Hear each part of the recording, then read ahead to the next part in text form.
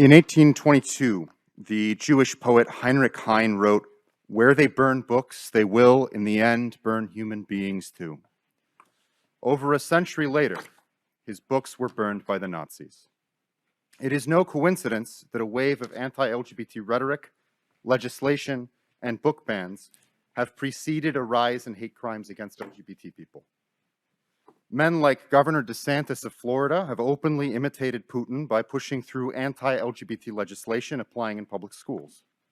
A wave of book bans has been spread, first in Florida and now across the country, by an anti-LGBT hate group called Moms for Liberty. Last month, 5 people were murdered in a hate crime at an LGBT+ nightclub in Colorado Springs. On November 30th, 5 days ago, the Department of Homeland Security warned that there's a heightened threat of domestic terrorism against LGBT people. This rise in targeted violence was incited by people like Ron DeSantis and Tucker Carlson.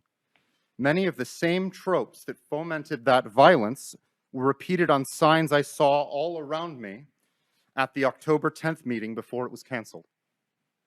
Every time I speak here, I gamble with my life. Every time I hold a man's hand in public, I gamble with my life. Every time I take joy in being who I am in public, or feel catharsis from speaking truth to power here, I run the risk of winning the Powerball of death, of being murdered just for being gay. But I still fight.